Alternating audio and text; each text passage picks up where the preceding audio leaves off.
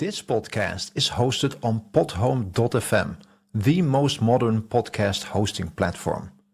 Podhome offers unlimited episodes and podcasts, and unlimited use of Podhome AI, which generates transcripts, clips, chapters, title suggestions, show notes, and much more.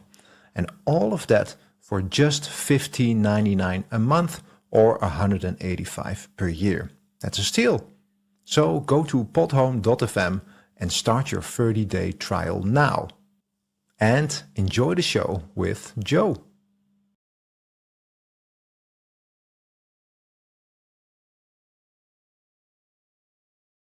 The Joe Rooz Show. The show where we talk about anything and everything. Where nothing is sacred, nothing is watered down, and nothing is PC. Alrighty, hey folks, this is Joe Rooz, and it is a beautiful Monday in the month of April. It is the 13th of April, 2026, 19:07 hours. A little bit of a late start, but that's all right. But of course, as always, it is great to be with you once again, transmitting live at the Asylum, and of course, doing the very best we can to bring you the best quality talk radio we could muster without all the bluster. Welcome to the Joe Rooz Show. All right. It is great to be with you guys tonight. It really is. You know, I'm going to tell you honestly, today I had a hell day. I have a hell day scheduled tomorrow. I don't know what's going to happen. The regular job is just kicking my butt lately. And I'm sorry to the folks that I work with that might be watching to hear me say that, but it is true. You guys are killing me little by little, piece by piece. But we had a busy weekend. We did a lot of stuff, show-related especially. We worked out some things that we're going to be implementing somewhere down the line here, so we'll see how all that works out.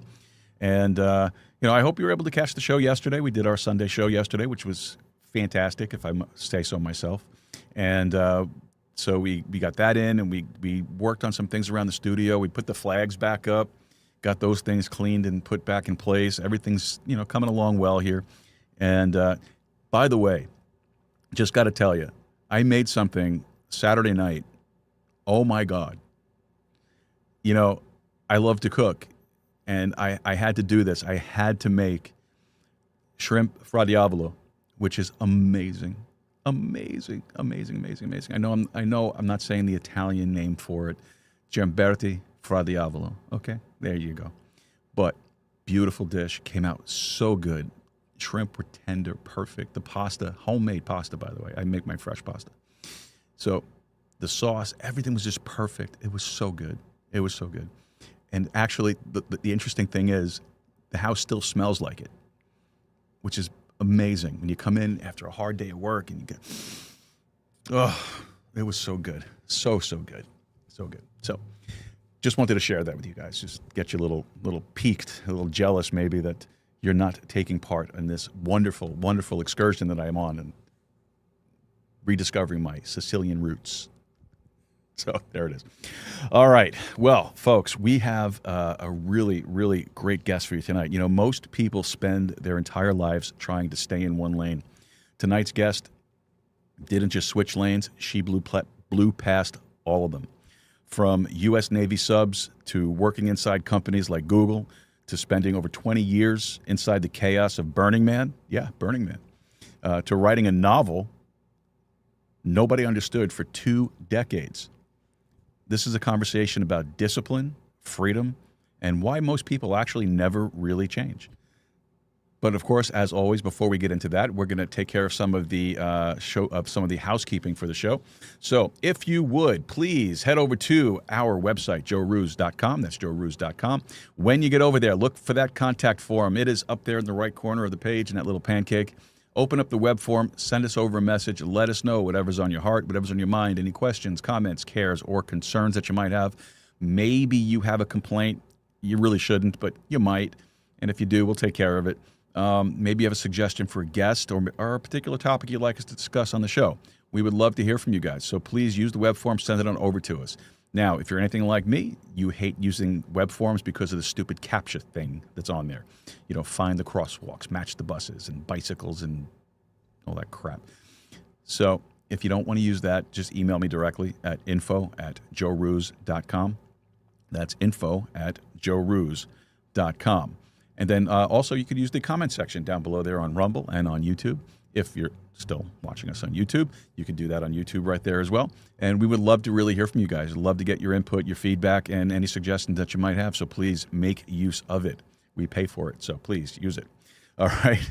Also, please don't forget that this is a live show, weeknights, 7 p.m. Central Time, 8 p.m. Eastern Time.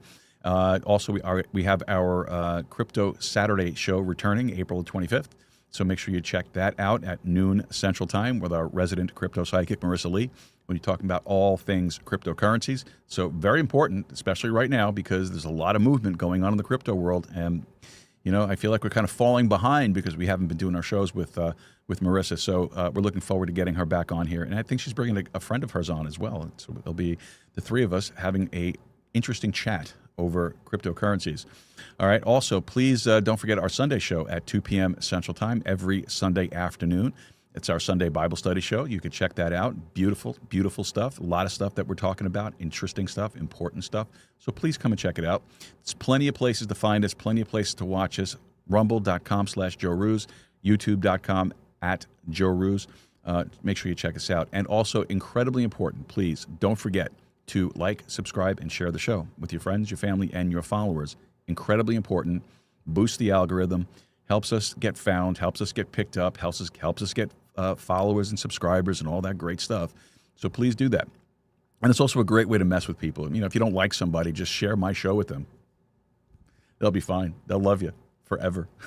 All right.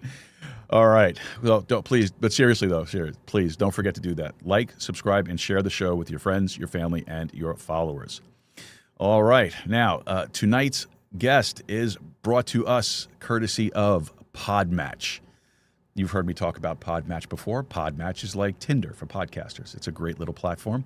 You get to build a profile. Your guest builds a profile. The algorithm, very important, algorithm puts you together. And then you can match or pass. And it's great. It's a lot of fun. Met some great people that way. That's our guest tonight. Will be joining us through Podmatch. And they're just a fantastic platform. I love being part of them. So you might be asking yourself, what exactly does Podmatch do? Well, most hosts, most guests spend hours researching connections, coordinating interviews, working on administrative tasks. We're really only spending about more or less 10% of their time working on what really matters, and that's bringing impactful podcasts and shows to their listeners, to their audience. So Podmatch enables podcast guests and hosts to reclaim their time through automations and streamline processes so that they can focus on creating content that really serves their listeners. Now, you can check out Podmatch by taking a look at the link that's up on the screen there, podmatch.com/member/Joe. That's podmatch.com/member/Joe. That is our profile page for this show. Take a look at it. If you like it and you want to be a part of it, sign up right there through that link.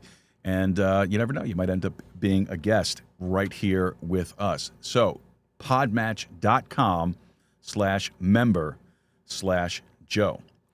All right. Well, with all of the housekeeping taken care of, it's time to bring in our guest. Now, tonight we have Sarah Marshall, a former U.S. Navy service member, chemical engineer, enterprise strategist who has worked in organizations like Logitech, Sun Microsystems, Google, designing strategy companies and actually that strategy that companies can actually execute. She's also participated in Burning Man. We all heard about Burning Man. Burning Man is a very interesting thing. So Burning Man, she's been part of that for more than 20 times, I think? Even more. Even more than that. Okay. She helped building hiring programs for formerly incarcerated individuals and just released a novel called Playa, Dust in My Soul. Okay. We're going to have to talk about that. A story that she worked on for over 2 decades alongside her daughter. She moves between worlds that rarely intersect, military and mystic, AI and art, systems engineering and storytelling, and we're going to unpack how all of that fits together. Sarah, welcome to the show. Great to have you. Thanks for having me, Joe. Hey, not a problem. So I understand you were in Europe, you were on vacation, and you came back, and you a little jet lagged, you said before we started the show here? little bit jet lagged, but it's all par for the course. Do you need some coffee or something? I've had many cups today. I have my 15th here today, so we're pretty good. I'm probably not jet lagged. I'm work lagged, so we're in that mode right now. But it is absolutely great to have you here, Sarah. And by the way, thank you for your service to our country. It really is appreciated. And I think you probably had the coolest job, though. You worked on a submarine. Yeah, back in the day, I was on a submarine for 6 years. Well, and somewhere around 6 years. Yeah. That is probably the coolest job in the Navy, I would think. It's interesting because when you're underwater, it's the only thing that you can tell is when you're going up or down, or if you're somewhere near the surface and things are bouncing around, you're near the surface. But other than that, it's like being in an office with no windows. It's like time stands still. Would you say that? Wow, yes. That's wild. I would love to just once, just one trip. I'd be happy. I'd be like a happy little camper. So it'd be all good for me. So before we get started with the really fun stuff, the serious stuff, I want to ask you a couple of icebreaker questions. Okay. So if someone narrated your life for a day, what would the tone be? Serious, comedy, or a documentary? Wow, great question. I'd say that it would be a dramedy because there would definitely be a lot of seriousness in it, but let's keep the humor flowing because what is life if you can't laugh at yourself and the things that happen around you? Absolutely. I totally agree with that. I had this conversation over the weekend with somebody that you have to laugh. If you can't laugh at yourself, who can you laugh at? Yep. You're the biggest comedian there is. So, just walk a day in my life, you'll understand. So what's something about you that only shows up when things go wrong? Oh, I'm that person. Things go wrong, you want me around because that's what I'm here for. There's nothing I do in my consulting work that isn't a really nasty problem that somebody hasn't tried to solve before and they bring me in. And I'm very calm in a crisis. So I'm that person you want. Well, I guess spending time working on a submarine, you have to be calm in tense situations because I would imagine that's kind of tense at times. Yeah, you can't actually. They do a lot of psychological testing for folks, so you don't get on a submarine if you aren't pretty good at handling tension and crisis. Yeah, I would imagine. That's probably. It's also one of the most dangerous parts of the service. So. Yeah, my instructor in submarine school said there's a backup for a backup for a backup, but if anything goes wrong, you're all going to die. That's comforting. That's great.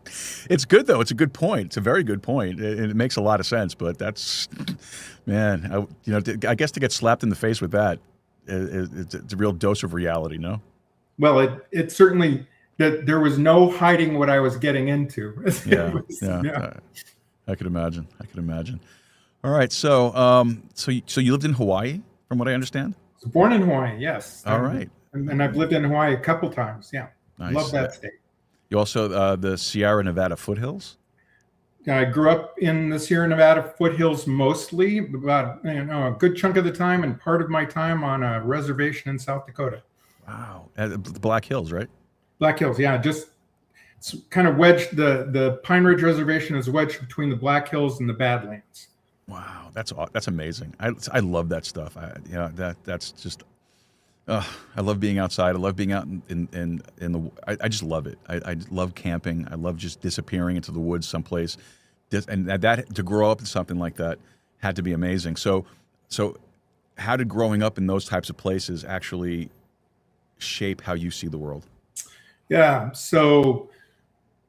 As I love nature. I love being out in the world. My soothing place is to get out in nature where I can be comforted by the natural surroundings, the animals, etc. So, but what really shaped me in that was we live in a fairly polarized environment right now, and I live in a bubble out in the San Francisco Bay Area. However, in my world, there are great people all over this United States, and the people that I met in the most rural areas I ever lived in, because I worked for the Forest Service, I worked with ranchers, I loved those people. So I have a hard time being polarized because I can see it from everybody's perspective. Yeah, and you said a mouthful. You really did. I don't think in my lifetime that I've seen as much polarization in this country as we see today. And it's not something that happened overnight. It's something that grew exponentially over time. Yep. And I'm in a lot of ways I'm kind of concerned about what kind of a world we're leaving for our children, our grandchildren. I have a couple of grandchildren, and I kind of worry about what kind of a world they're gonna be inheriting from us as time moves on, especially if it keeps on going at the pace that it's going right now. It's really disturbing in a lot of ways. It truly is. I agree, and if there's anything that I can do to reduce that polarization, I'm there. Yeah, I agree. You do what you can within the circle that you can do it in, and that's why I like to do the podcast, and I like to bring all different voices into the podcast. And our show is an anything and everything type show. We talk about whatever.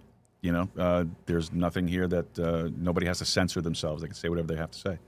And I think we need more of that, and that's why I wanted to do it this way. So it's important to try to influence people in the circle that you're in, for good, for the good. Contribution is just a huge part of my life. My service contribution, my civil contribution, what I do day to day for people, and listening to your podcast, I got the sense that you very similarly are about contributing.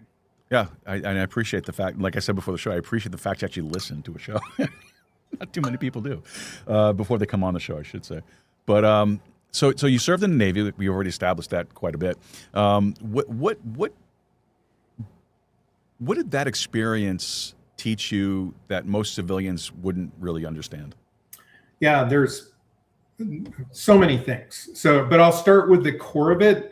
And what you learn going into the military is you're not an individual. You're part of a team. And especially in the submarine service, if something goes wrong, you need to know what your lane is. You need to know what your part is going to be. You need to know how to play so that you are maximizing the chance of everybody getting out of that situation alive.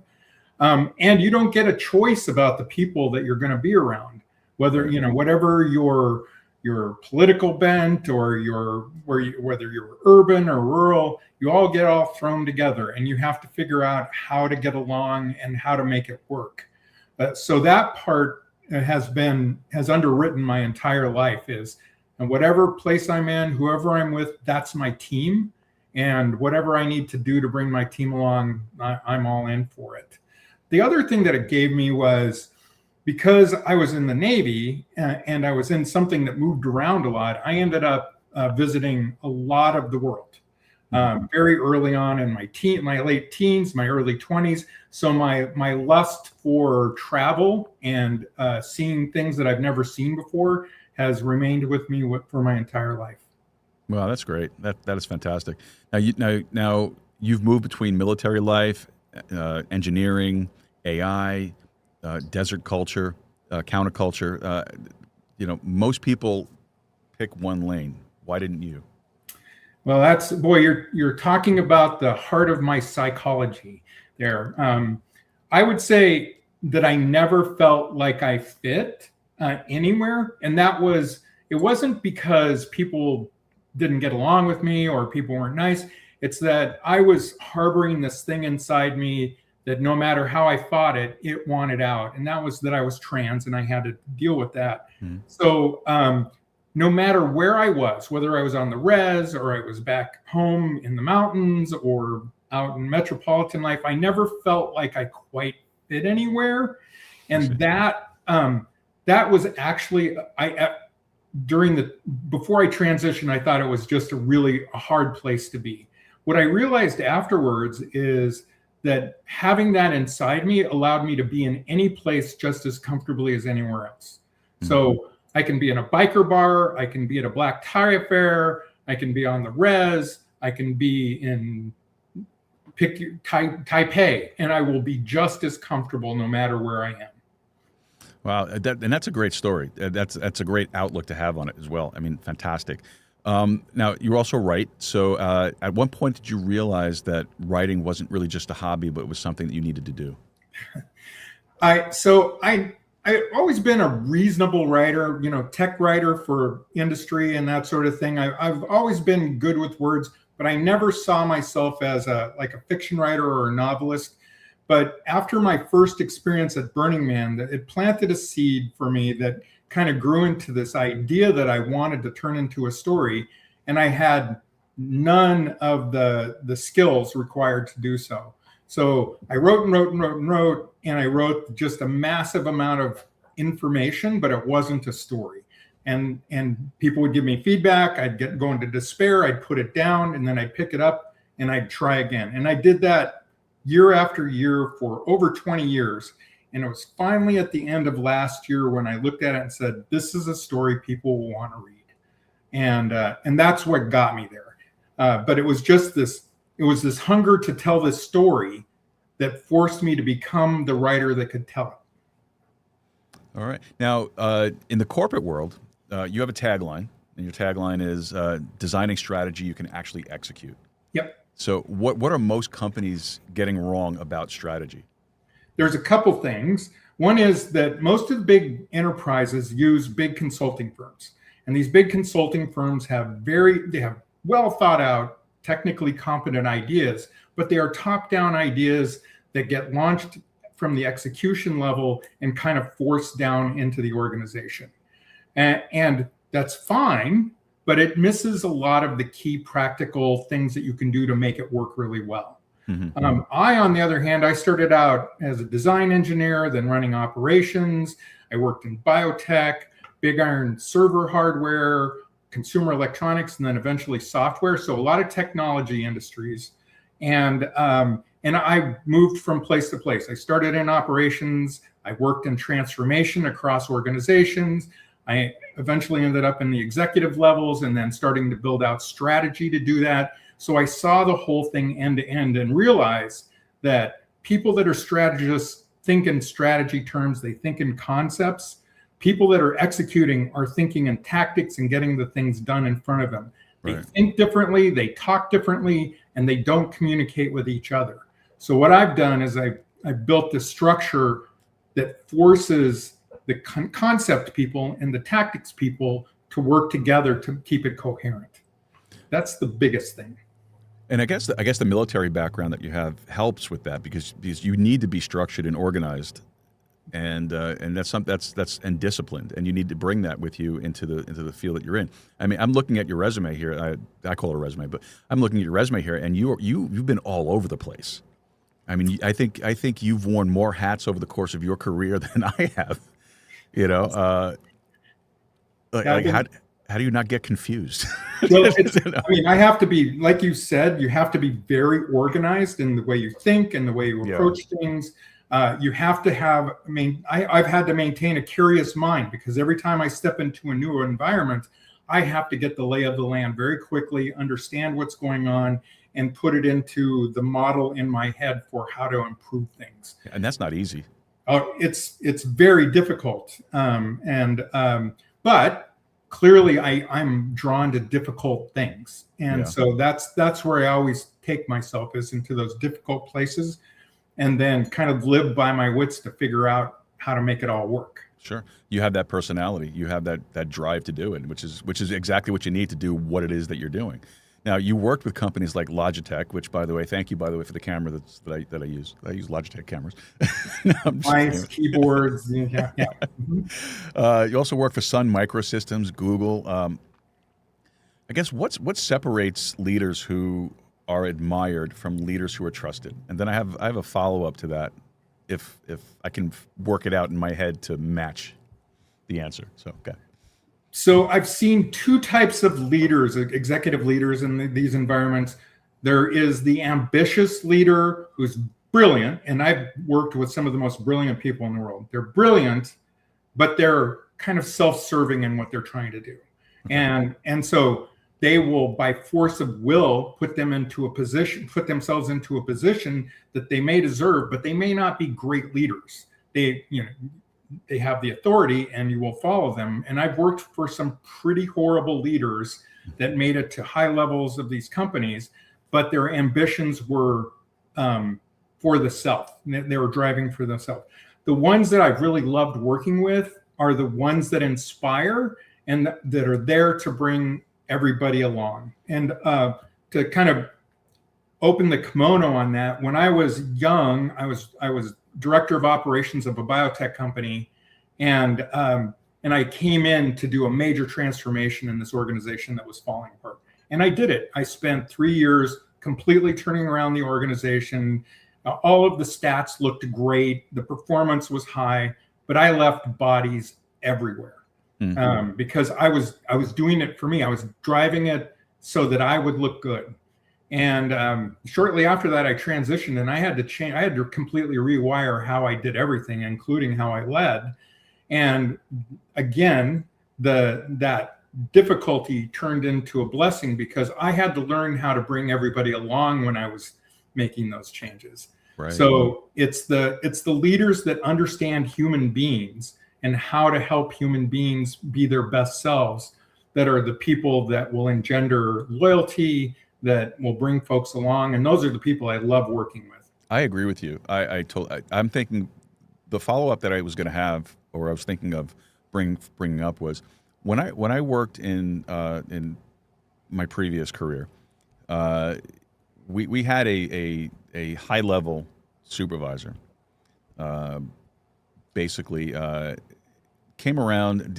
Morale was really bad around the areas that we were working in. He went around and he did this kind of pep talk tour. It didn't exactly go the way he intended it to go because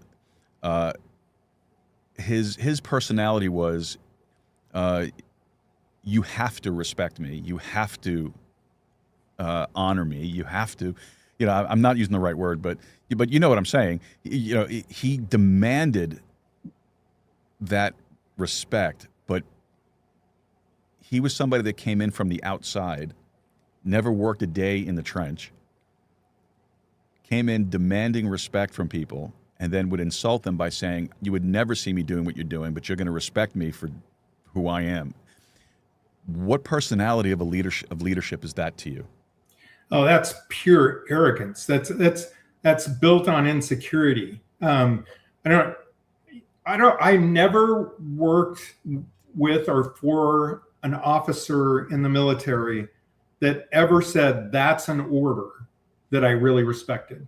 They never had to, because their leadership was inherent in the person that they were. We followed that person because they were inspiring, not because that they gave us orders. Orders were inherent in what we did. And if a senior officer said, I need you to do this, that became the order. They never had to speak of it. So anytime a leader has to remind the followers that they're the leader, they are not a leader. They are not presenting anything that says these are leadership qualities. I agree with you. And I know I kind of fumbled my way through that, but that's because I was choosing my words very carefully, because I don't want to give up too much information. I don't want to have any problems later on down the road. I feel you. You know what I mean? So, but I agree with you, because it didn't turn out well. And I think whatever little bit of respect that he had at that point, I think he lost even that. And it became very, very difficult for him to do what he was supposed to be doing. And it ended up in a top-end turnaround pretty quickly. People just started leaving.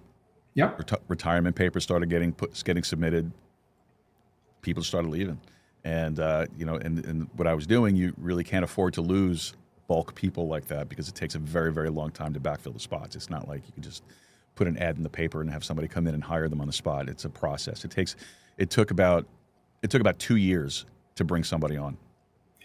I believe that. I mean, I've been around, there are lots of people that will beat their chests. I'm never afraid of those people. If you've ever been around Navy SEALs, and when I trained as a diver, I was on the Navy SEAL command doing it. Those guys were the most calm, relaxed, easygoing people you could ever imagine. And they were that because they were very confident in what they could do and what their skills were. You never heard them bragging. You never heard them chest pounding. It's because they had their stuff together and they knew it. Yeah. When you have the accomplishments behind you, you don't need to brag about them. Nope. Telling war stories doesn't do anything for anybody. It really doesn't. So this just to pivot back to what you did in the corporate world. So you build operating frameworks for global enterprises. What's the biggest lie that executives tell themselves during transformation? That they already know what was needed to be done, and that they were in front of it, leading it. My experience is when you're transforming, everything is fluid and you're in a learning process the entire time. Yeah. And if you don't operate as if you don't understand what that next moment is going to bring, then you're always constantly on your back foot. Yeah. Yeah. That makes a ton of sense to me. I'm trying to think. There was an example. I shouldn't say it. I'll tell you about it after the show. Because they might be listening, so I don't want to do that. But you said you said something in there that just triggered just a conversation that took place very recently. But you've also built hiring programs for formerly incarcerated individuals. In doing that, what did that teach you about second chances in business? Yeah, one of the really interesting things is DEI has a big black eye right now. Because it's looked at as something that allows people with lesser skills to come into the organization. But I was able to build that program on what was Google's DEI initiative, and that program didn't compromise the hiring requirements. It looked for people in places that we wouldn't usually look for people in, and that was a really powerful aspect of being able to use that, what was DEI, because it allowed us to look for people that may on the surface look like they might not have the qualifications or whatever, but if you dig underneath, they are completely qualified. So if you can get past that, they were in prison, and some of the most wonderful people I met were people that had been through that experience and had a completely solid foundation when they came into the company. Not only that, but they had a lot of gratitude for the life they were living post that experience. And most people that work in industry don't live on that level of gratitude. I really loved being able to do that. That's true. Can you tell us one of your success stories? Yeah, we had a guy who eventually got his PhD, and he was working in what became large language models and AI, but he came from having spent several years in prison for a crime he committed, and he was completely forthcoming. And when he came into industry and he was given that chance, he blossomed and just did amazing work in delivering some of the foundations we're working on today, you and I. Wow. Now you've worked with AI, and I wanted to ask you this too, but what's your opinion on AI? And because a lot of people talk about AI is going to take jobs, AI is going to eliminate positions that were that humans have been working for years and years and years, replace systems, and you've seen all the movies, where now they control everything. Where do you think AI is at this point, and where do you think it's going? Is that something that we need to be concerned about? Are we really looking at like the T-800s and the T-1000s coming after us someday? And it's a tongue-in-cheek question, but it's you know what I mean. So I'll qualify this in saying I am not an AI visionary, so I can't completely see where it's going. I mean, I certainly saw where it was headed when I was working in an organization that was dealing with it, but I can't tell you where it's eventually going to end up. But I would think of it this way. Over the years since you and I have been working in industry, there's been lots of technology deliveries that have really refined how we work. And in the course of that, a lot of blue collar folks and kind of blue white collar folks have lost their jobs. Yeah. Due to automation, et cetera, robotics, et cetera, et cetera. So what AI is doing differently, and it's still not good at it yet, but it will get good at it with the building of agentic agents and that sort of thing. Yeah. is that it's taking away the thinking jobs. I'll give you an example. Somebody that I still stay in touch with that did the kind of work I did at Google is still working there. And his job has gone from doing the kinds of things that I do in other companies to using that knowledge to build agents to speed up his job. So he's going to be able to do that kind of work across multiple organizations instead of one organization. So it's taking away white collar jobs in a way that in the past blue collar jobs have been taken away. And that's making a lot of white collar folks scream. Of course. But it's not going to go away, and it's only going to become more solidified. I wrote an article about this not long ago, and what I just described is happening in these big tech companies will eventually, there will be people in smaller companies that are just vibe coding their own agents to do work so that they're able to, one person will be able to do the work of 10 people because they can get stuff done so fast. So I do see that as a continuing change. The big problem that I see happening here is there's people like me that are experts that can put something into an agent, look at it and say, that's not quite right. It needs to go in this direction. There's a whole bunch of people in the middle that can look at that and not know that what the agent is spilling out is not quite right. Then there's going to be a bunch of kids. I'm betting that there will be vibe coding agents in middle school by next year. And those kids are going to be great with the technology, but they'll have no expertise or experience. So there's this big gap in the middle that needs to be addressed. And larger forward-thinking companies are already trying to sort this out, but this is going to hit everybody. So what do you think the solution for that is? Oh, it's not easy because I'm living in that place too. I would say that whereas as we went through school when we were young, and we got interested in a particular area and we might have developed an expertise eventually, you can't just do that. You also will have to develop an expertise in using those kinds of tools, whether you become a coder or not become a coder, but facile with the technology. You're going to have to get at both because they are very much going to be part of all aspects of our lives. Yeah, I think part of the problem is too is that a lot of people are using AI right now as a novelty thing. Oh, let's generate some pictures. Let's generate some funny stuff, and let's do this and let's do that. But in the meantime, this thing is learning and growing. It's getting more intelligent. And I'll be honest, I use an AI model to help me do some of the show stuff if I need to. And it's actually shame on me because I like to write. I'm not going to say like a book or anything like that, but I can put two sentences together and make sense. Okay. But I find that sometimes it's easier for me just to say, hey, write me an email for this, and just walk away from it and come back and there it is. And it's like, okay, that's good. I like it. It's and with very few changes that I would have to make. Yep. And that makes you lazy. It can. Yeah, it can. Absolutely. But you have to think of yourself instead of, just getting tasks done. You're the architect of your existence now, and you are bringing the knowledge to that technology.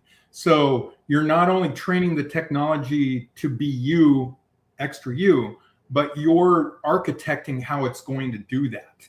That's interesting. Yeah. It makes everybody an architect, which is not a comfortable place to be. Like building strategy, building architecture, it's conceptual, it's kind of broad-based, and not everybody's comfortable to do that, but that's eventually where we all have to go. Yeah, it's funny you say it because you're right. It is. It is kind of uncomfortable in some ways, but you are training it, and that's a great way to put it because I never thought of it that way. I never really looked at it that way.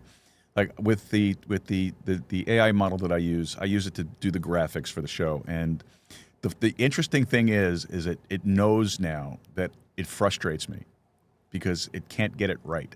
So whenever I go in there and I sit down and say, okay, I load the images in there and I say, okay, here's what I want to do. It'll send me back a little sentence. It'll say something like, okay, we're going to start the thumbnail wars again with the laughing emoji.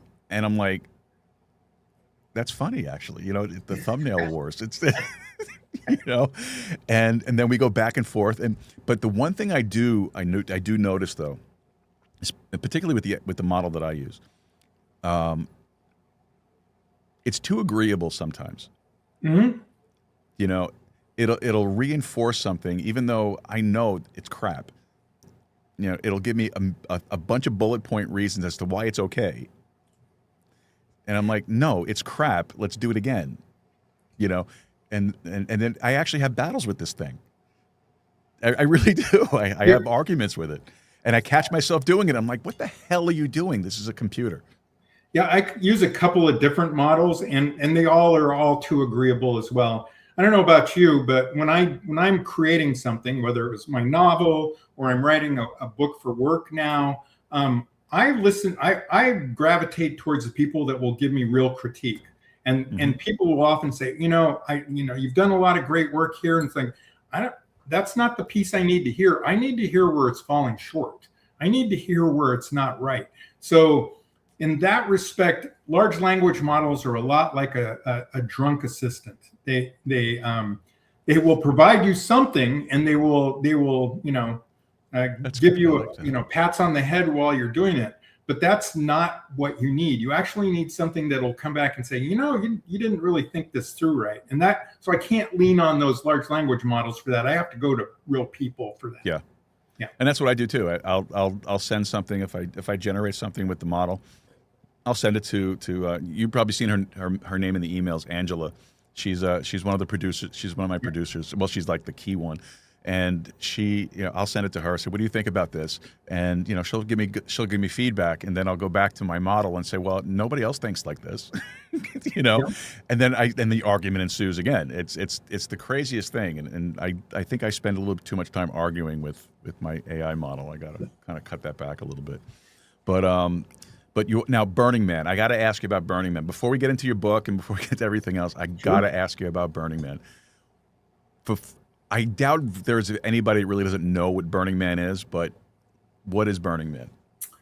Great question. So a lot of people just think it's this huge party event in the desert that people go out to. And if you look at pictures, that could definitely be a takeaway you get. But I would describe it in this way. There are 10 principles that run the event, and everybody lives by those principles. But I'll pull out a couple of those to kind of highlight what makes it different from anything else. The first one principle is the gift economy. And what that means is there's no buying, selling, bartering. All you can do is give things away. So that the underlying foundation of that is radical self-reliance, which means that you're coming out there taking care of all your needs, and you're bringing something extra to the event, whether it's trinkets or services or building a camp that is a service to the city, et cetera, that you are providing something extra. It's about contribution.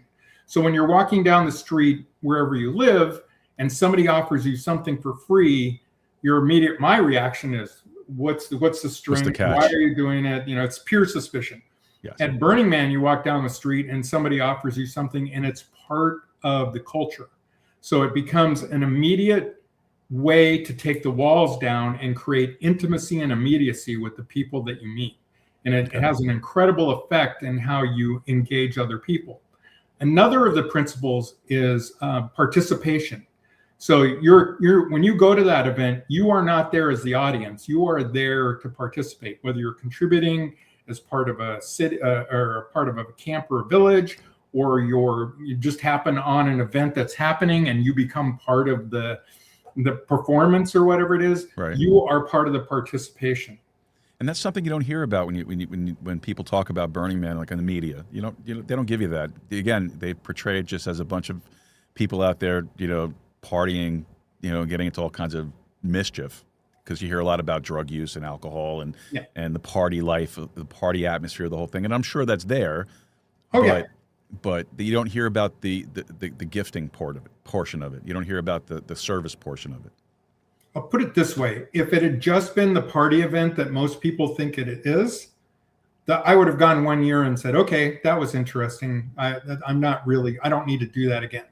But because it creates this this culture of inclusiveness, and they call it radical inclusiveness, which means that everybody is welcome, that the mobile home bros that come out there are as welcome as the hippies that are just living off the land, so to speak. And everybody is accepted, and really, because the event is inside this really unique culture, it strips you down to the human being you are, engaged with the human being in front of you, which is an extremely powerful experience to have, especially if you're there for a week or more and you're doing that for over a week. It becomes an incredible practice. Wow. And the reason why I wanted to ask you about Burning Man before we got into the book was because you describe your book as being about Burning Man, but not really. So yeah, when it comes to your book, so what is the book about? So the one word to describe my novel is belonging. It's people's relationship with belonging. And the way I wrote the book, I really wanted to get a full 360-degree view of what Burning Man is through the eyes of these 7 characters. So had people that worked for Burning Man. I had artists that were putting art on the playa. I had people that had never been there before and were having their first experience. And I wanted anybody that read the book to see Burning Man through all of those perspectives and get a full view of it, which is there's a lot of work to be done. It can be a very intense environment, not just because of the party atmosphere, but because of you're at 4,000 feet on a flat alkali lake bed with nothing there but what you brought. And the winds, the dust, the rain, whatever happens, you get exposed to all of it. So you have to be prepared for the intensity of what you're dealing with, both environmentally and psychologically when you're out there. Now, why did it take you 20 years to put this whole thing together? Because I'm a slow learner. So I wrote my first round of the novel. My book is long. It's several hundred pages long. When you say long, I'm thinking War and Peace long, for crying out loud. Well, not quite that long, but definitely one of the Lord of the Rings books long. Okay, fair enough. So I wrote 4 times that material the first time I did my write-up. And I gave it to somebody, I gave it to several somebodies, and then I got feedback. And I was like, it was really put me into despair because I wasn't quite qualified to tell a story. I had to go through multiple rounds of writing it, giving it to people, getting feedback, rewriting it, giving it to people, getting feedback. And I very much liken it to the sculpture that looks at a rock and sees the horse in the rock and has to carve the horse out of the rock. I had to carve a story out of all the information I had. It wasn't until the analogy. Yeah. It wasn't until the end of last year that I finally looked at it and said, this is a story that people will want to read. And then I published it. Now, you mentioned that you have 7 interwoven characters. Yes. Why did you structure it that way? Yeah, I didn't start out with saying I need 7 characters. It was more like I want to tell the story from these archetypes. And so the archetypes spanned, newbies that were coming onto the playa with no experience. Young women at the event often get way too much attention, like unwelcome attention from the guy. So I wanted a character to explore that piece. I wanted to explore homelessness at Burning Man because there are some people that come out there and end up with no place to live. And what do they do while they're out at Burning Man? I explored building big theme camps and what it takes to build a camp and what it does to the people that are building it. Art cars are big out there, so I wanted to shape the biggest art car possible and have that be part of the story. And then I also wanted to have an artist out there that was building a big installation out in the desert. And finally, I wanted, because the work that the people of the Burning Man org and of the DPW crew, the Department of Public Works crew out there, do so much unsung heroic work out there, I wanted their perspective in that as well. So my main protagonist works on the DPW crew, and the book starts with him coming onto the playa for the first time, and it ends with him as well. leaving the Playa after everybody else has left. Wow. That's great. That's a great story. I'm going to want to read this. I'm going to have to read it. So Please. So you've got a customer. Okay.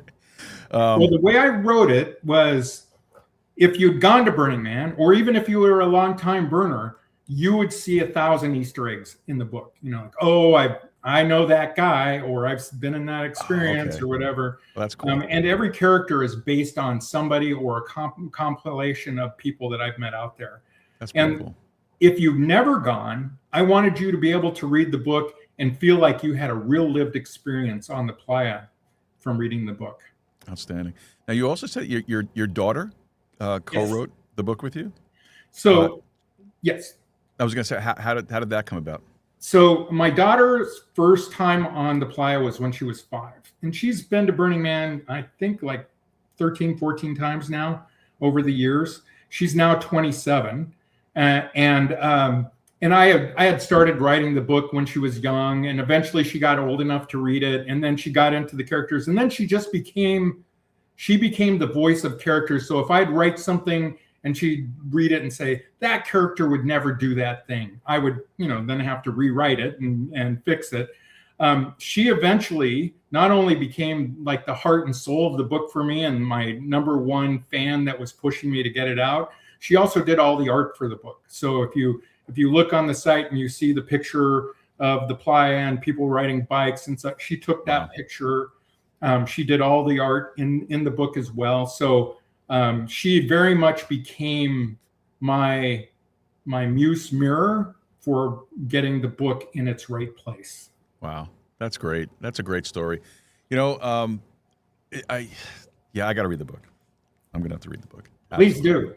Absolutely, and then maybe we'll do something. We'll have an actual critique of the book. That would be awesome. I would love to do that. All right, we'll do something.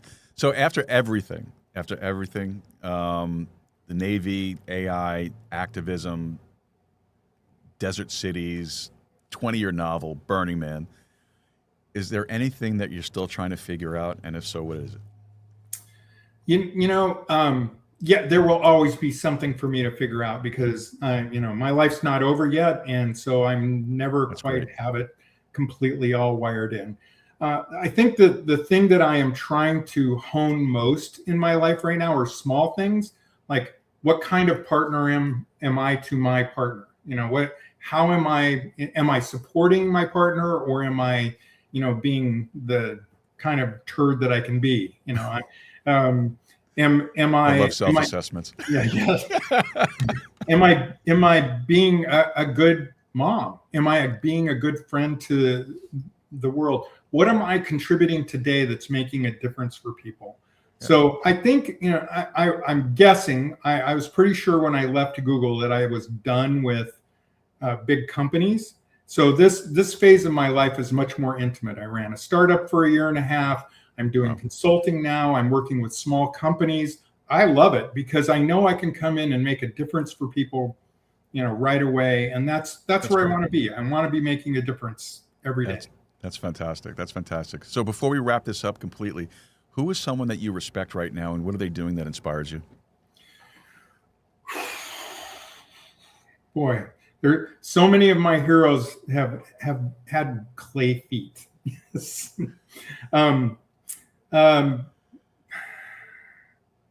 So this will be a little controversial, but I'll tell you why I'm saying it. So one of my heroes right now is Sarah McBride. And Sarah McBride is a congresswoman from Delaware who's currently serving in the U.S.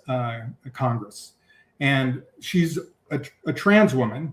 And the reason why I admire her is because I know what kind of pressure she's under every day right now. Mm-hmm. And she never cracks. I've actually met her and talked to her, and she just has this amazing ability to stand up and just keep moving no matter what comes at her. And her heroism isn't in doing big things. It's being able to remain human, engaged, and indefatigable in the face of just a lot of incredible pressure. And I know a lot of younger trans people think, well, people owe me treating me this way and using my pronouns this way. And my position is nobody owes that to you. You earn their respect, and they're either going to choose to give it to you or not. But what do you do if somebody disrespects you? I know what I do is I just keep moving. I won't let that stop me. So watching somebody do that and be in the fire every day it blows me away. Outstanding. All right, so Sarah, where can people go to find out more about you and about your book and about all the things that you're doing? So I have a website for the book. It's Playa Dust in My Soul. It's all one word, playadustinmysoul.com. And it has the book, and it has a link to contact me directly as well. Okay, great. And see, now I understand why I said it wrong and why you laughed when I said it at the very beginning. I said playa. Well, it's a strange word, right? Playa, because people think player. You're talking about. Well, that's yeah. Playa is a Spanish word for beach, and where Burning Man takes place is on the Black Rock Desert, which is one of the most remote deserts in the U.S., most austere lands in the U.S., and it's on a flat 100-mile-long alkali lake bed. So it is the biggest beach you'll ever get on, and it's always dusty. So anything you take out there is full of dust. And what occurred to me as I was writing the book, because this wasn't in my mind when I first started writing it, is that what I was really doing was talking about how Burning Man gets inside you. So it's the dust that gets on everything gets in your soul. So that's Playa Dust in My Soul is the title. I get it. I apologize for mispronouncing it at the beginning. Oh, everybody does. Everybody does. All right.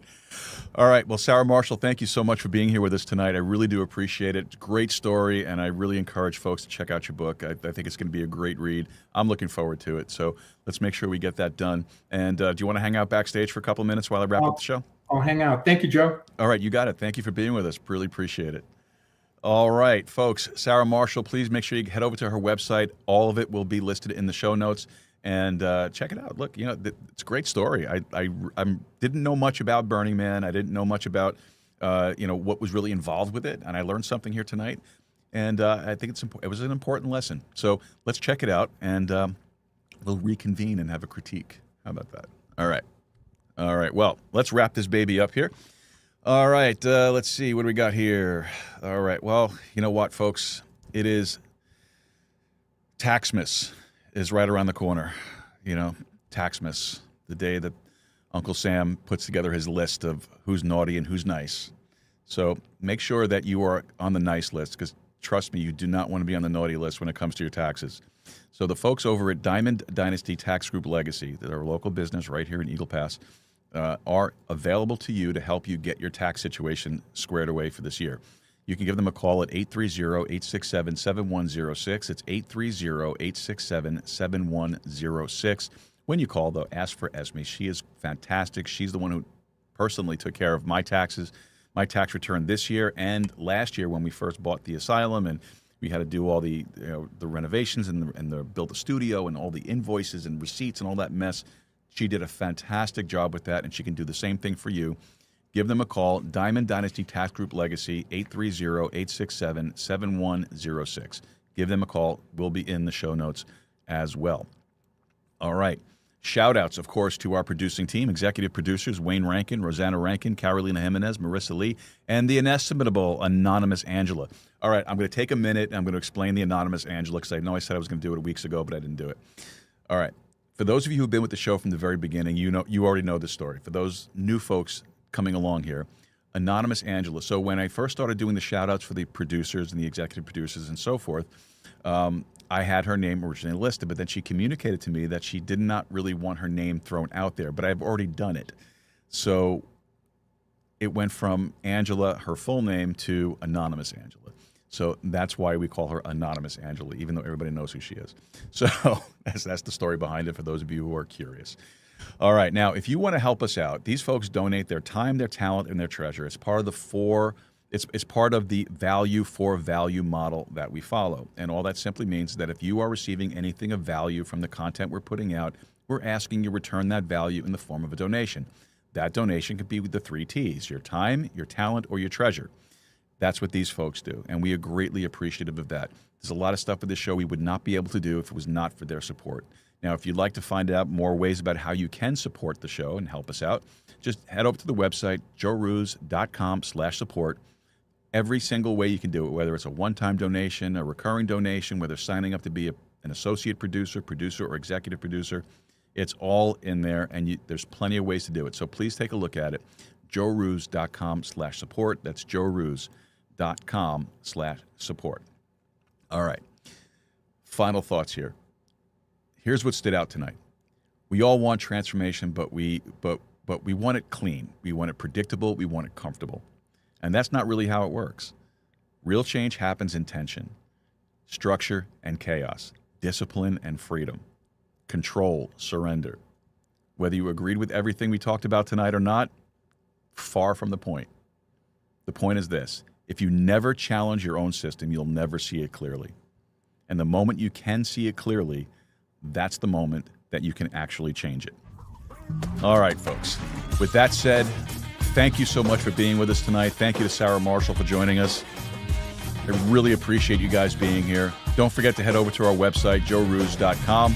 Make sure you leave us a message. Let us know what you think. We'd love to hear from you guys. All right. We'll be back here tomorrow night, 7 p.m. Central Time. Make sure you're here with us. And, hey, listen, make Texas independent again. Go podcasting. Keep a steady stride. And more importantly, folks, keep talking. We'll see you tomorrow night. Good night.